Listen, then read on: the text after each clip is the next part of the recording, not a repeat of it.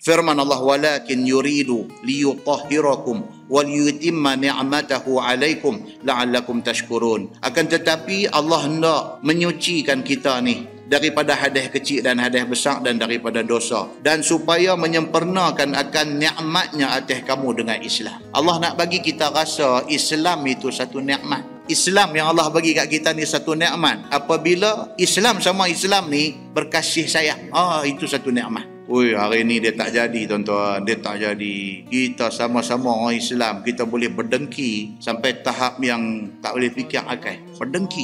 Kita bermusuh sama-sama, kita orang Islam ni bermusuh ni sampai dengan nama ludah. Awak jadi macam tu. Atas sebab-sebab yang tertentu. Kalau dalam kalangan keluarga, permusuhan berlaku kerana berebut harta. Simple aja. Pasal berebut harta. Bila mati mak, mati ayah dan sebagainya, tiba-tiba kita dapat tahu ada sebidang tanah ayah kita ni tiba-tiba sudah jadi nama kak kita. Kita pun dengan biji mata jegir terbeliak tanya, kata ni macam mana tanah ayah ni boleh pergi jadi nama hang? Jadi nak mula tu. Kakak kata, ayah bagi kat saya dulu. Bila ayah bagi kat hang, pasal apa kami tak tahu? Dah mula dah cakap pun dah jadi tak elok dah. Bila ayah bagi kat hang, pasal apa kami tak tahu? Pasal apa ayah nak bagi kat hang tak abang kat kami dulu? Walhal itu harta ayah. Ayah nak bagi kat siapa masa dia hidup, itu hak dia. Apakah satu kebaikan kakak ni sudah buat dekat dia, dia tak torah sayang dekat kakak ni kerana kakak ni sudah buat satu benda yang anak lain tak buat. Misalnya dia bagi tanah tu sekepin, itu dia jadi hebah. Pemberian ayah semasa hidup, itu hak dia. Tak duk tanya ni, macam mana ayah boleh bagi kat hang? Pasal apa kat kami tak bagi? Duk tanya tu. Kakak ni kata, mana aku tahu ayah bagi kat aku? Iyalah, aku nak tahu pasal apa dia bagi kat hang. Sorang makin dekat. Habis tuan-tuan, habis. Lepas tu, kak mati, dia tak pergi tengok. Ni yang berlaku dalam masyarakat kita. Kak sama-sama keluar daripada kandungan mak yang sama ni. Mati, dia tak pergi tengok. Pasal apa? Pasal tanah sekepin tu punya pasal.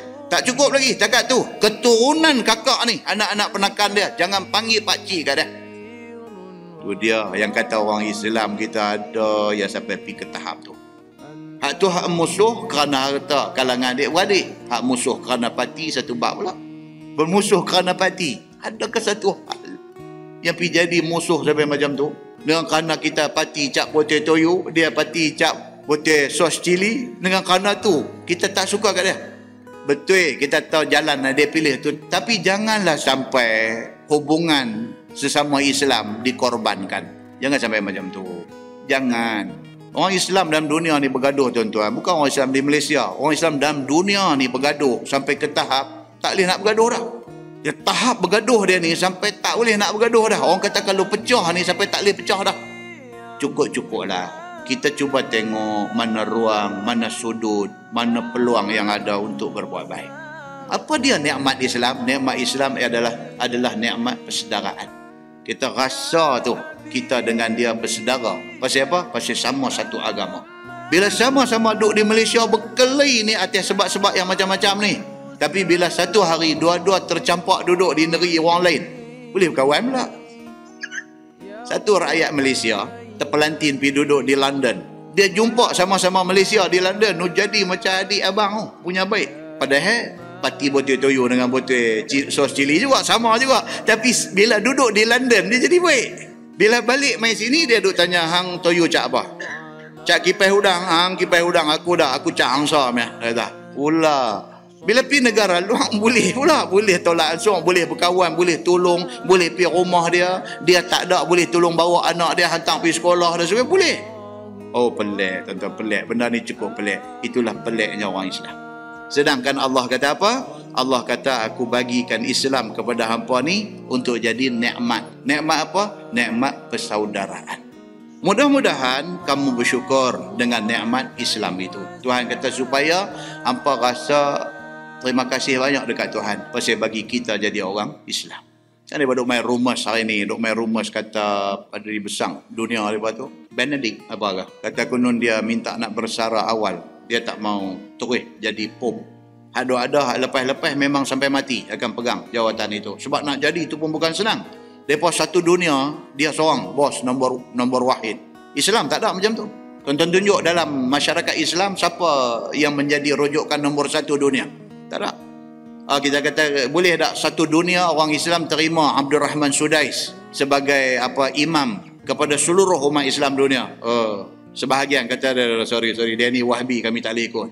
Dia pergi Mekah, dia pergi buat haji, dia pergi buat umrah, dia seronok dengar kontu baca, dia berimam dengan kontu. Tapi dia ni Wahhabi, aku tak boleh. Aku sorry dengan Wahhabi ni, aku pantang.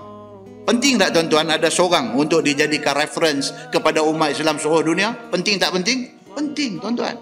Bila ada apa-apa perselisihan, kita refer pergi dekat dia. Kata dia semua orang kena pakai. Baru ada solidarity, baru ada kesatuan.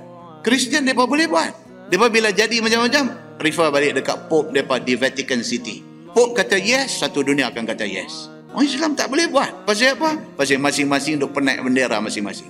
Muslimin dan muslimat yang dirahmati Allah sekalian, kenapalah malang kepada umat Islam? Sedangkan ayat yang kita duk baca ni, Allah bagi tahu Islam itu adalah nikmat yang Allah buat turun mai kepada umat Islam. Nikmat. Kenapa kita tidak boleh bersatu dengan meletakkan Quran hadis di tempat yang sepatutnya? Firman Allah, wazkuru ni'matallahi alaikum wa mitsaqahu alladhi wasaqakum bih iz qultum sami'na wa ata'na wattaqullaha innallaha alimun bidzatis sudur. Dan ingatlah olehmu akan nikmat Allah atas kamu dengan Islam. Tuhan repeat lagi sekali. Tuhan kata apa? Islam itu adalah nikmat kepada hangpa. Tolonglah semua balik kepada ajaran Islam. Dan janjian yang telah berjanji Allah akan kamu dengannya, yakni ketika kamu kata kepada Nabi, telah kami dengar dan telah kami taat suruh dan tegah engkau ya Rasulullah. Kita pernah berjanji kepada Allah dan Rasul. Kata kita ni sami'na wa ata'na kepada Quran dan kepada hadis Nabi sallallahu alaihi wasallam. Dan takutlah oleh kamu kepada Allah dengan menyempurnakan segala suruh dan segala tegahnya. Turun apa yang Tuhan suruh buat, yang Tuhan larang jangan duk buat. Kerana Allah Subhanahu wa taala itu Tuhan yang amat mengetahui dengan barang yang ada di dalam hati kamu. Pasal Tuhan tahu semua kita. Pasal apa kita tidak boleh terima dia ni jadi ketua kita? Pasal apa? Tuhan tahu. Kita katalah alasan apa pun, sebenarnya apa yang ada dalam hati kita Tuhan tahu. Macam NGO lah, tuan-tuan tengok hari ni, Allahu Akbar. NGO ni cukup banyak dalam Malaysia ni. Ada 20 orang pun pergi daftar satu NGO. Bilang-bilang 15 pun daftar satu NGO. Pasal apa ada banyak sangat NGO ni? Tak boleh ke bernaung di bawah satu saja? Tak boleh ke? Tak tahulah apa jawapan dia. Tapi dia antara banyak-banyak jawapan dia pasal semua nak jadi ketua. Itu salah satu. Hak lain tu boleh bagilah. Pasal apa dia punya perlembagaan dia, kami tak boleh terima, kami mau macam ni. Hak ni pula kami tak mau macam A, macam B, kami mau macam ni. Jadi C. Ada ni kata lagu A, lagu B, lagu C kami tak mau, kami mau D. Jadi banyaklah. Tapi hak tersirat dalam hati sebenarnya Allah Ta'ala tahu. Quran kata. Betul-betul pasal apa? Ada di antara sebab-sebabnya. Bukan semua, tapi ada di antara sebab-sebabnya nak jadi ketua. Kalau dia pergi duduk bernaung di bawah hak sedia ada, dia tak boleh jadi ketua. Sebab dia pada ada ketua. Maka dia form satu lagi, dia jadi presiden. Dia jadi ketua.